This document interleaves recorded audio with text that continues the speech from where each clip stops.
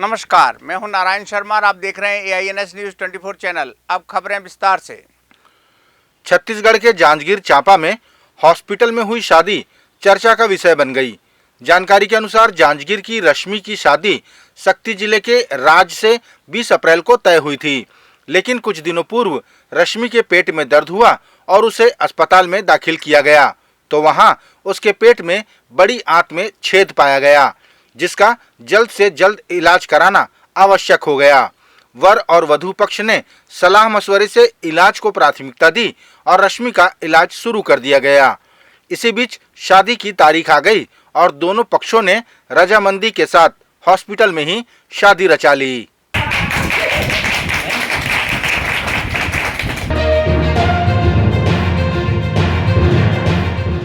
छत्तीसगढ़ के मुख्यमंत्री भूपेश बघेल ने राजधानी रायपुर के ईदगाह में उपस्थित होकर मुस्लिम भाइयों को ईद की बधाई दी।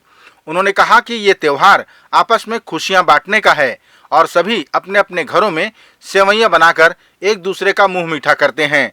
मुख्यमंत्री ने इस मौके पर प्रदेशवासियों को भी ईद की बधाई दी। आज जो रोजदार हैं, कल ईद का चांद दिखा और आज ईद मनाया जा रहा है। सबके घर में शीर कोरमा, सेवैयाँ सब बना है और ये मौका है खुशियाँ बांटने का और सब एक दूसरे को बधाई दे रहे हैं। सभी को बधाई, शुभकामनाएं, मुबारक।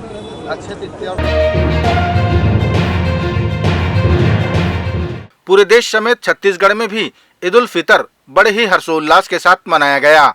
मुस्लिम समुदाय के लोगों ने बड़ी संख्या में मस्जिद पहुंचकर ईद की नमाज अता की और एक दूसरे को गले लगाकर बधाइयां दी। दंतेवाड़ा में भी ईद का पर्व बड़े ही शान शौकत से मनाए जाने की खबरें हैं। यहां ईदगाह में नमाज के बाद सभी ने एक दूसरे को ईद की बधाई दी। कि बिना किसी रोक टोक के, बिना किसी परेशानी के, बिना किसी तकलीफ के हम लोगों ने रोज़े पूरे किए। अल्लाह हमारे इन रोज़ों को कबूल फरमाए और रोज़ों में किए गए दान जो करते हैं हम लोग, ज़कात है, सदका है और जो भी गरीबों गुरबा की मदद करते हैं, अल्लाह उसको कबूल फरमाए। और तमाम लोगों की तरफ से मैं ईद की मुबारकबाद देता हूँ। ये हमारे लिए बड़ी खुशी का दिन है। इस मौके पर शहर के हाजी मोहम्मद कासिम ने देश में अमन शांति की दुआ के साथ सभी को ईद की बधाई दी और सबको अमन के साथ, भाईचारगी के साथ, मानवता के साथ सबको जीने की तौफीक नसीब दे।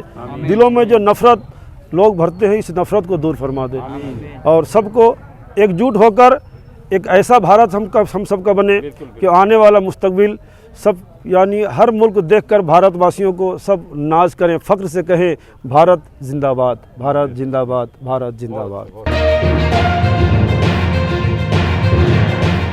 छत्तीसगढ़ शासन के पूर्व मुख्य सचिव विवेक ढांड द्वारा राजधानी रायपुर के सिविल लाइन स्थित 1,50,300 वर्ग फुट जमीन के फ्री होल्ड प्रकरण में उनके पैरवीकर्ता शासकीय वकील रमेश साहू को राजस्व मंडल ने प्रकरण से हटाए जाने का पत्र जिला कलेक्टर को प्रेषित कर दिया है।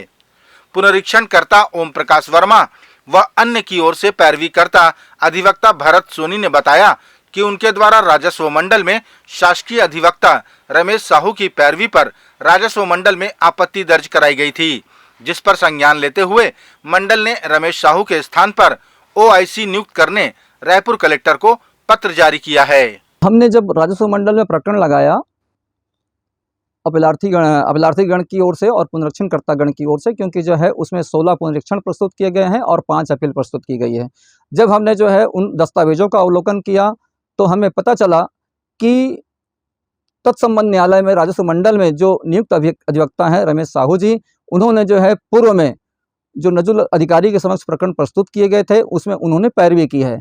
तो विधि अनुसार और बार काउंसिल के नियम के अनुसार जो प्रकरण में वो पूर्व में पैरवी कर चुके हैं उनमें वो शासन की ओर से जो है पक्ष नहीं रख सकते। इसलिए हमने एक आपत्ति प्रस्तुत की थी राजस्व मंडल के समक्ष। वो आपत्ति हमारी स्वीकार की गई है और स्वीकार करके जो है जो वहाँ के शासकीय अधिवक्ता थे उनके आधार पर OIC नियुक्त करने हेतु राजस्व मंडल द्वारा निर्देशित किया गया है। अक्षय तृतीया के साथ आज परशुराम जयंती भी मनाई गई। छत्तीसगढ़ में आज के दिन को माटी पूजन के रूप में मनाया जाता है।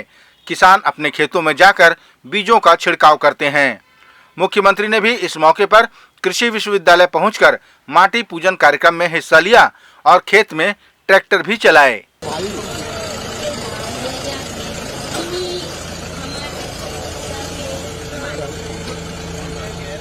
आज अक्षय तृतीया है, माटी पूजन का कार्यक्रम। आज किसान अपने खेतों में जाकर बीज डालते हैं, पूजा अर्चना करते हैं अच्छी फसल के लिए। आज परशुराम जयंती है। भगवान परशुराम के बारे में कौन नहीं जानता। तो आज परशुराम जयंती बहुत हर्षोल्लास के साथ मनाया जाता है और भगवान परशुराम ने अक्षय पात्र दिया। जितने बीज हैं जो इस मौसम में आते हैं, चाहे आम हो, इमली हो, चाहे तरबूज हो, खरबूज हो, जितने बीज हैं उसको इकट्ठा करके रखना। 2 पात्र रहते हैं, एक दूसरे को देते हैं और एक स्वयं खेतों में, खाली जगहों में उसको छिड़क देते हैं ताकि वो फिर से पेड़ उगे और लोगों को, आने वाली पीढ़ी को उसका लाभ मिले। पुलिस प्रशिक्षण केंद्र राजनांदगांव में महिला पुलिस की ट्रेनिंग समाप्ति पर दीक्षांत समारोह आयोजित किया गया। इस बैच का नंबर 80 है, जिसमें 280 महिला आरक्षकों को ट्रेनिंग दी गई थी।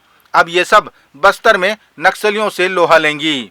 जिस तरीके से आपने भी देखा होगा कि जो परेड का स्तर था वो इतना अच्छा था, जिससे परेड का स्तर ये दिखाता है कि किस तरीके से ट्रेनीज ने मेहनत की है और उनको प्रशिक्षण देने वाले लोगों ने किस तरीके से मेहनत की है। और ये जो 9 युवतियाँ हैं जो बस्तर फाइटर्स ग्रुप में भर्ती हुई हैं, इनका उत्साह, इनकी ऊर्जा वो देखने लायक थी। 6 महीनों की कड़ी मेहनत और ट्रेनिंग के बाद जमीनी स्तर पर तैनाती को लेकर ये महिला आरक्षक बेहद उत्साहित हैं। उन्होंने बताया कि उन्हें इस दिन का लंबे समय से इंतजार था।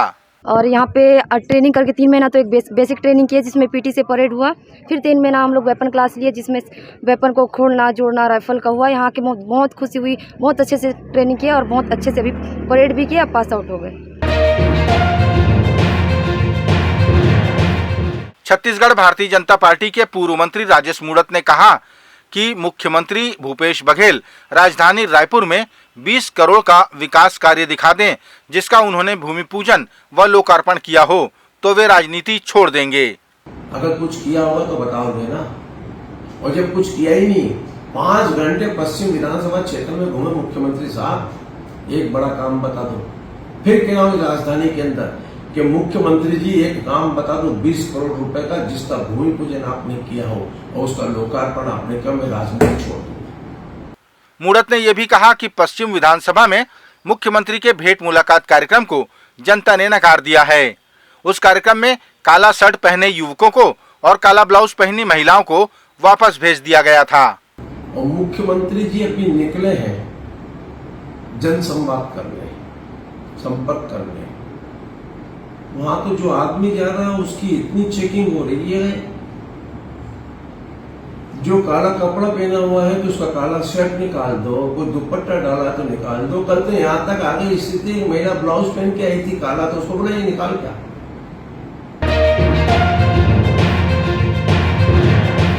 अपने नियमितीकरण की मांग को लेकर प्रदर्शन कर रहे कर्मचारियों ने नवा रायपुर के धरना स्थल पर आज अर्धनग्न होकर प्रदर्शन किया और छत्तीसगढ़ सरकार के खिलाफ जमकर नारेबाजी की।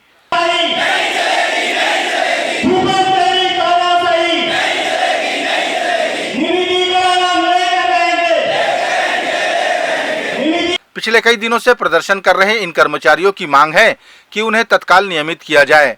प्रदर्शनकारियों ने अपने गले में तख्ती लगाकर सरकार के खिलाफ विरोध भी दर्ज किया। सांसद विजय बघेल ने बेमेतरा जिले के बीरनपुर कांड पर हो रही पुलिसिया कार्रवाई पर सवाल उठाए। उन्होंने जानकारी दी कि मृतक भुवनेश्वर साहू के पिता ने उन्हें बताया कि पुलिस ने जिन लोगों को आरोपी बनाया है वो तो इस गांव के है ही नहीं, साथ ही मुख्य आरोपी और उसे उकसाने वाला खुला घूम रहा है। सांसद ने कहा कि पुलिस सरकार के दबाव में कार्य करते हुए मूल जांच से भटककर दूसरी जांच में लग गई है।